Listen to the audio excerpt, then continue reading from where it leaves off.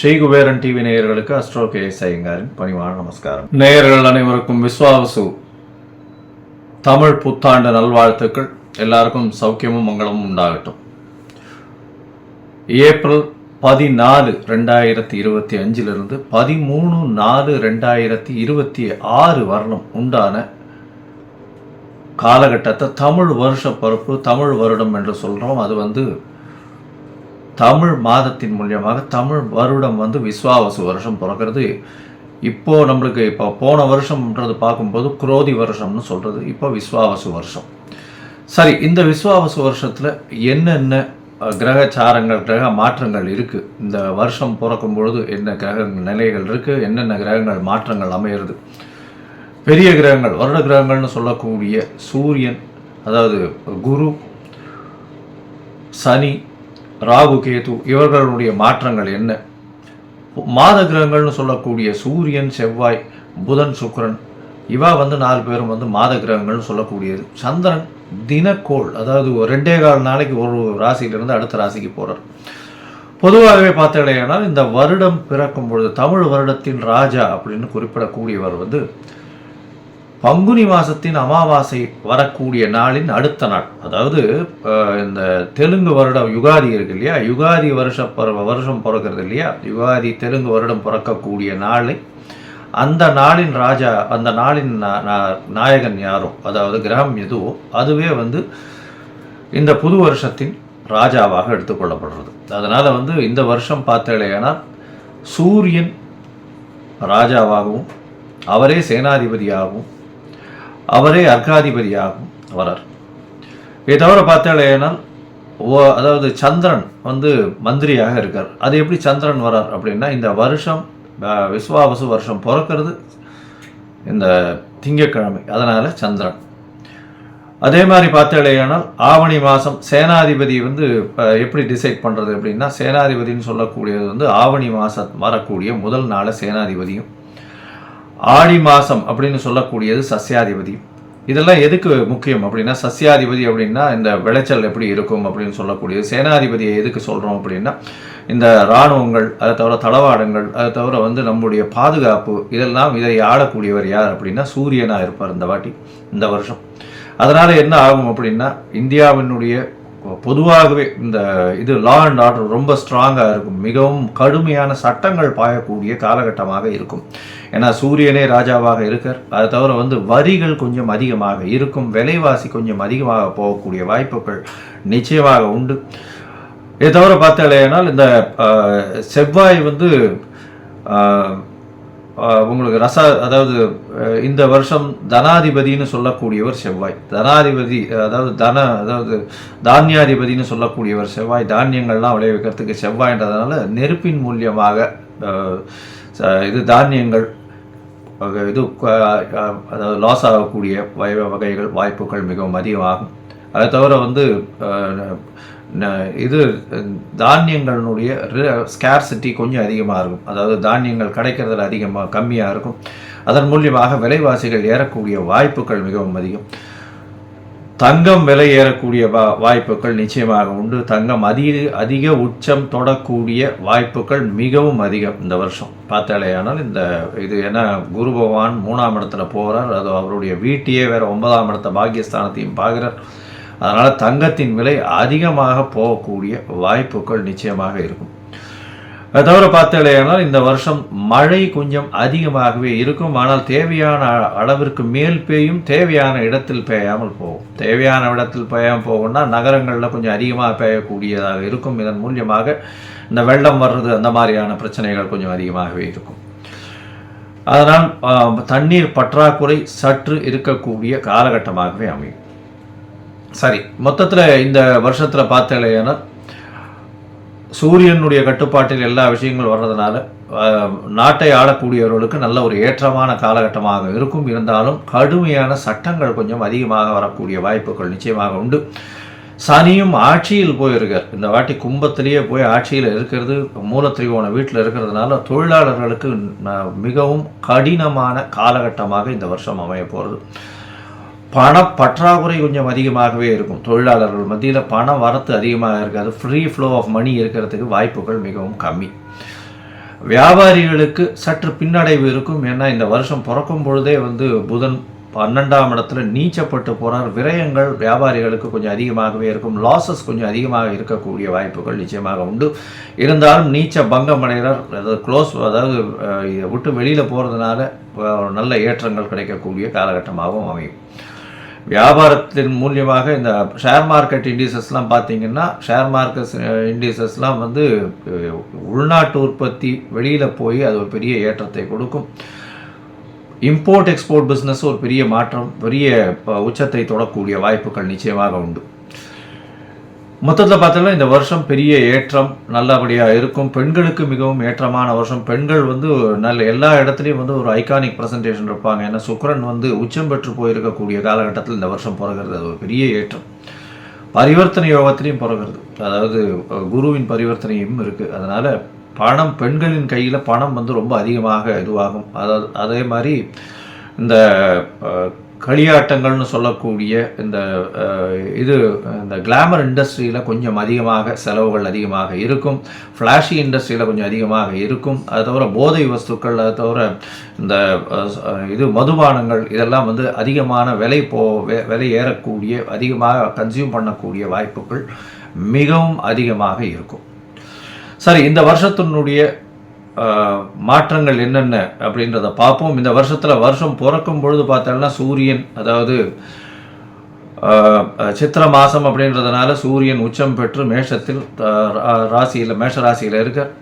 காலபுருஷ தத்துவத்தின் 2ஆம் ராசியில் குரு, 4ஆம் ராசியில் அதாவது கடகத்தில் செவ்வாய் நீச்சப்பட்டும், கேது 6ஆம் இடத்திலும், சனி ஆட்சி மூலத்திரிகோணத்தோடு கும்பத்திலையும்,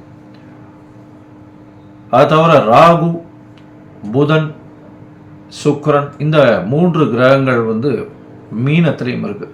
இந்த வருஷம் ஆரம்பிக்கும் பொழுது இந்த வருஷத்தின் வரக்கூடிய பெயர்ச்சிகள்னு பார்த்தோம்னா, முதல்ல வரக்கூடிய பெயர்ச்சி அப்படின்னா 26/4/2025 அன்னைக்கு ராகு கேது பெயர்றார். வாக்கிய பஞ்சாங்கம் பிரகாரம் ராகு பகவான் மீனத்திலிருந்து கும்பத்திலும், கேது கன்னியிலிருந்து சிம்மத்திலையும் வரார். இந்த வருஷம் பார்த்தாலேயானால் குரு பெயர்ச்சி வருது. குரு 11/5/2025 குரு தன்னுடைய ரிஷப ராசியிலிருந்து மிதுன ராசிக்கு போகிறார். அதாவது அவர் பரிவர்த்தனை யோகத்தில் இருந்தார். ரிஷப ராசியிலிருந்து மிதுன ராசிக்கு போகிறார் குரு. இந்த வருஷத்தில் கடைசியில் மார்ச் 6ஆம் தேதி 2026ஆம் வருஷம் அப்போ சனியினுடைய மாற்றம் இருக்குது. சனி வாக்கிய பஞ்சாங்க பிரகாரம் 6/3/2026 அன்னைக்கு தான் மாறுறார். கும்பத்திலிருந்து மீனத்துக்கு போகிறார். இதுதான் இந்த வருஷத்தினுடைய வருட கிரகங்கள்னு சொல்லக்கூடிய குரு, ராகு, கேது, சனியினுடைய மாற்றங்கள். சரி, இந்த மாற்றங்கள் என்னென்ன ஏற்றங்களையும் இறக்கங்களையும் கொடுக்கும்? மேஷம் முதல் மீனம் வரை உண்டான ராசிக்காரர்களுக்கு எப்படி இருக்கும் அப்படின்றத பார்க்கலாம். இது நடுவில் என்னுடைய மொபைல் நம்பர் ஸ்க்ராலிங்கில் வந்துருக்கும். உங்களுக்கு அஸ்ட்ராலாஜிக்கல் கன்சல்ட் தேவைப்பட்டதுன்னா நீங்கள் எனக்கு ஃபோன் பண்ணுங்க. உங்களுக்கு உண்டான அப்பாயின்மெண்ட்டை தரேன். உங்களுடைய date, time, place of birth, உங்களுடைய பெயர், தாய் தகப்பனார் பெயர் அனுப்பிச்சி வைங்க. என்னுடைய கட்டணம் என்னென்னு போடுறேன். அதுக்கப்புறம் உங்களுக்கு அப்பாயின்மெண்ட் தரேன். உங்களுடைய அப்பாயின்மெண்ட்டை போடும்போது உங்களுடைய ஹாரோஸ்கோப் போடுவோம். ஹாரோஸ்கோப்பில் சந்தி இருக்கான்னு முதல்ல பார்க்கணும். ஏன்னா நட்சத்திர சந்தி, பாத சந்தி, அது தவிர லக்ன சந்தி இதெல்லாம் இருந்ததுன்னா இந்த காலகட்டத்தில் நன்னா இருக்குன்னு நினச்சின்னு இருப்போம். ஆனால் நன்னா இருக்காது. எதனாலன்றதே புரியாது. உங்களுக்கு துலா லக்னமாக இருக்கும், நல்ல தசை நடக்கிறதுன்னு நினச்சின்னு இருப்போம். ஆனால் நல்ல தசையாகவே இருக்காது உங்களுக்கு. ஏன்னா அது லக்ன சந்தியாக வந்திருக்கும். விசாகம் 3ஆம் பாதம் நினச்சின்னு இருப்பீங்க, விசாகம் 4ஆம் பாதம் ரிச்சிக லக்னமாக இருக்கும். அதனால் நிறைய பேருக்கு என்கிட்ட வர்றவாளுக்கு 40, 45 வயசு, 50 வயசுலாம் இருக்கிறவாள்லாம் அவள் நட்சத்திரமே தெரியாமல் அவள் மிருகசீரிஷம்னு சொல்லிட்டு இருப்பாள். மிருகசீரிஷம் 2ஆம் பாதம்னா ரிஷபத்தில் வரும், 3ஆம் பாதம்னா மிதுனத்தில் வரும். அதனால் அந்த மாற்றத்திலேயே அவர்கள் எதுக்கு யாருக்கு அர்ச்சனை பண்ணுறோம்னே தெரியாமல் பண்ணிட்டு இருப்பாள். அதனால் சந்தி முதல்ல தெரிஞ்சுட்டு எந்த நட்சத்திரம், என்ன பாதம், என்ன லக்னம், என்ன லக்னத்தின் பாதம் அப்படின்றத தெரிஞ்சுட்டு அவர்களுக்கு இப்பொழுது ஏற்ற தசையாக இந்த காலகட்டத்தில் நடக்கக்கூடிய தசாபுக்தி, அந்தரம், சூக்ஷ்மம், அதை தவிர கோல்சாரம் எப்படி இருக்குது அப்படின்றத வச்சு அவர்களுடைய பலன்கள் எப்படி இருக்கும் அப்படின்றதையும் சொல்கிறேன். சரி, இப்போ மேஷம் முதல் மீனம் வரை விஸ்வாசு வருஷம் 2025-26 ஏப்ரல் 14 முதல் 2025 ஏப்ரல் 13 வரை 2026 வரை உண்டான பலன்கள் ஒன்றொன்னா பார்க்கலாம். சிம்மம், மகம், பூரம், உத்திரம் இந்த 3 நட்சத்திரம் 9 பாதங்களை கொண்ட ராசி. ராசியின் அதிபதினு சொல்லக்கூடியவர் சூரியன். இந்த வருஷம் பிறக்கும் பொழுது எப்பொழுதுமே பார்த்தீங்களேயானால் சித்திரை மாதத்தில் சூரியன் ராசிக்கு 9ஆம் இடத்துலேருந்து உச்சம் பெற்று போகிறது இருக்கக்கூடிய காலகட்டம். இந்த வருஷம் பார்த்தீங்களேயானால் இந்த சிம்ம ராசிக்காரர்களுக்கு பொதுவாகவே வருஷ கிரகங்கள்னு சொல்லக்கூடிய குரு, சனி, ராகு, கேது இந்த 4 கிரகங்களை வச்சு இதனுடைய மாற்றங்களை வச்சு தான் சொல்லக்கூடிய வாய்ப்பு உண்டு. இந்த வருஷம் பார்த்தீங்கன்னா உங்களுடைய ராசிக்கு ராகு 8ஆம் இடத்துல இருந்தவர் 7ஆம் இடத்துக்கும் உங்களுடைய ராசியிலேயே கேத்துவும் வர்றார். இது எந்த அளவுக்கு விசேஷம்னு பார்த்தோம்னா உடல் நலத்தில் சற்று பின்னடைவு இருக்கும். ஏன்னா ராசியிலேயே கேத்து இருக்கிறதும் நல்ல சுவர்களுடைய பார்வை இல்லாதனாலையும் நிச்சயமாக உடல் நலத்தில் சற்று பின்னடைவு ஏற்படக்கூடிய வாய்ப்புகள் உண்டு. மன கிளேசங்கள் வரும். மைண்டில் ஸ்ட்ரெஸ்ஸு கொஞ்சம் அதிகமாக இருக்கக்கூடிய காலகட்டமாக அமைய போகிறது. இந்த வருஷம் பார்த்தீங்களேனால் உங்களுடைய ராசிக்கு சம சப்தமத்தில் சனி ஆட்சி விட்டு போயிருக்கார் கும்ப ராசியில். அது தவிர சனி 7ஆம் இடத்தில் ராகுவோடு சேர்ந்து இருக்கக்கூடிய காலகட்டம். ராகு சேர்ந்து இருக்கிறதுனால நிச்சயமாக எதிர்பாலினத்தவர் மூலியமாக சிறு பிரச்சனைகள் வரக்கூடிய வாய்ப்பு கண்டிப்பாக வரும். எதிர்பாலினத்தவர் மூலியமாக நிச்சயமான பிரச்சனை வரும்.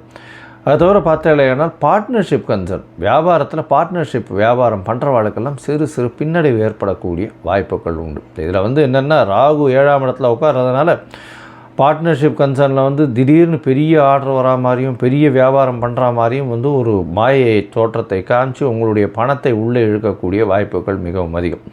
சிம்மராசிக்காரர்கள் கொஞ்சம் ஜாகிரதையாகவே இருக்கிறது ரொம்பவும் நல்லது. கூட்டு தொழிலில் ரொம்ப ஜாகிரதையாக இருக்கிறது ரொம்பவும் நல்லது. இன்வெஸ்ட்மெண்ட்டை ஜாகிரதையாக பார்த்து போகிறது மிகவும் நல்லது. ராசிக்கு 11ஆம் இடத்துல இருக்கக்கூடிய குரு இந்த வருஷம் 10ஆம் இடத்துலேருந்து 11ஆம் இடத்துக்கு போகிறார். அது ஒரு பெரிய ஏற்றத்தை கொடுக்கக்கூடிய காலகட்டம். குருவின் பார்வை 7ஆம் இடத்துல விழுறதுனால கண்டிப்பாக திருமண யோகம் உண்டு. இருந்தாலும் சனியும் ராகும் 7ஆம் இடத்துல இருக்கிறதுனால சிறு சிறு தடங்கள் கொண்டே இருக்கும். அதனால் கல்யாணம் கோச்சாரம் பிரகாரம் குருவின் பார்வை 7ஆம் இடத்தில் இருந்தாலும் உங்களுக்கு நிச்சயமான தடங்கள் வரக்கூடிய வாய்ப்புகள், அதாவது நல்ல கிட்ட கல்யாணம் ஃபிக்ஸ் ஆகிற மாதிரி அது நழுவி போகக்கூடிய வாய்ப்புகள் மிகவும் அதிகமாக உண்டு. அதனால் பொறுமையாக இருந்து அதாவது 4-5 ஜாதகம் பார்த்து வச்சுன்னு போகிறது தான் நல்லது. அதில் ஃபைனலைஸ் ஆகி முடிஞ்சதுக்கு அப்புறம் டிக்ளேர் பண்ணுறது தான் நல்லது. இந்த வருஷம் பார்த்தோம்னா உங்களுடைய ராசிக்கு முயற்சி ஸ்தானத்தையும் குரு பார்க்குறார். முயற்சி ஸ்தானத்தை குரு பார்க்குறதுனால இளைய சகோதரர்கள் கூட சிறு சிறு பிரச்சனைகள் இருந்தாலும் உங்களுடைய முயற்சிகளில் வெற்றி பெறக்கூடிய வாய்ப்புகள் நிச்சயமாக உண்டு. ராசிக்கு 5ஆம் இடத்தை குரு பார்க்குறது புத்திர காரகனே புத்திர ஸ்தானத்தை பார்க்குறது பெரிய விசேஷம். இதன் மூலியமாக இவ்வளவு நாள் குழந்தை பிராப்தி இல்லாதவர்களுக்கு குழந்தை பிராப்தி நிச்சயமாக ஏற்படும். இந்த வருஷத்தில் சனியினுடைய பார்வையை பார்த்தாலேயானால் உங்களுடைய ராசியில் விழுது. ராசியிலேயே கேத்து பகவான் இருக்கிறதுனால உடல்நிலையில் ரொம்ப பின்னடைவு இருக்கும். ஒரு டிப்ரெஸ்டு ஆட்டிடியூட் இருக்கும். டிப்ரெஸ்டு ஆட்டிடியூட்னால் இன்ஃபீரியாரிட்டி காம்ப்ளெக்ஸ் இருக்கும். அதாவது எந்த ஒரு விஷயமும் நம்ம தோற்று கொண்டே இருக்கோமேன்ற ஒரு மன எண்ணங்கள் நிச்சயமாக உங்களை வேதனைப்படுத்தும். மென்டல் ஸ்ட்ரெஸ்ஸு கொஞ்சம் அதிகமாக இருக்கக்கூடிய காலகட்டமாகவே இந்த வருஷம் அமையும். கொஞ்சம் பொறுமையாக இருந்து போகிறது தான் ரொம்பவும் நல்லது.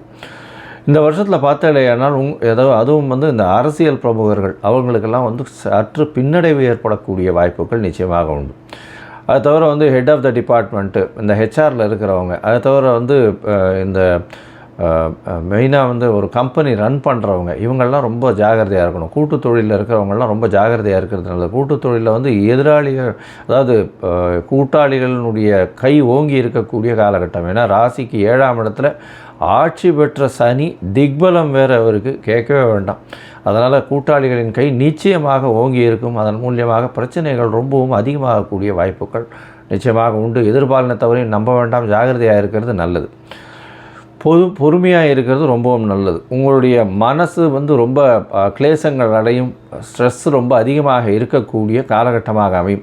பணவரவிற்கு பஞ்சம் இருக்காது. முயற்சிகள் எல்லாமே வெற்றி கிடைக்கக்கூடிய வாய்ப்புகள் நிச்சயமாக உண்டு. அதுவும் இந்த இது சிம்ம ராசிக்காரர்கள் பார்த்தீங்களேனால் டைரக்டர், ஃபிலிம் டைரக்டராக இருக்கிறவங்க, அரசியல் செல்வாக்கு மிகுந்தவர்கள், ஓனர்ஸு, கம்பெனி ஓனர்ஸு, இவங்கள்லாம் வந்து பார்த்தோன்னா இவங்களுக்கு சிறு சிறு பிரச்சனைகள் இருந்து கொண்டே இருக்கும்.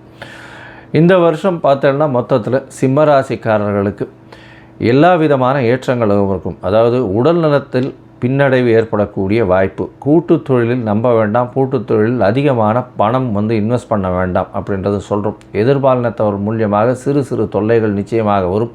கூட்டுத் தொழிலில் கூட்டாளிகளினுடைய கை ஓங்கி இருக்கக்கூடிய காலகட்டமாக அமையும்.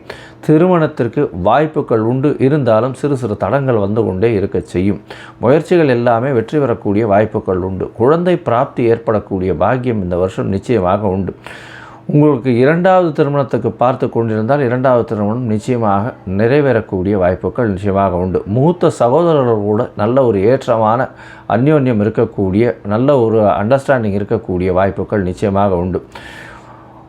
உங்களுடைய ராசிக்கு 7ஆம் இடத்தில் சனி ஆட்சி பெற்று இருக்கிறதுனால உங்களுக்கு பிரச்சனைகள் நிச்சயமாக எதிர்பாலினத்தவர் மூலியமாக வரக்கூடிய வாய்ப்புகள், எதிர்பாலினத்தவர் உங்களுடைய கை ஓங்கி இருக்கக்கூடிய காலகட்டமாக இருக்கும்.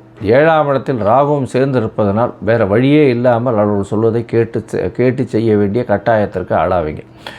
இந்த வருஷம் பார்த்தலையானால் அதுவும் வந்து இந்த சிம்மராசிக்காரர்கள் அரசியல் சம்பந்தப்பட்டவர்கள், அரசு சம்பந்தப்பட்டவர்கள், அரசு அலுவலர்கள், IPS IAS அந்த மாதிரி கேட்டகரி, அது தவிர ஒரு ஆர்கனைசேஷனுடைய ஹெட்டாக இருக்கிறவங்க, ஹெச்ஆராக இருக்கிறவங்க, இவங்களுக்கெல்லாம் வந்து சற்று பின்னடைவு இருக்கக்கூடிய காலகட்டமாக இருக்கும்.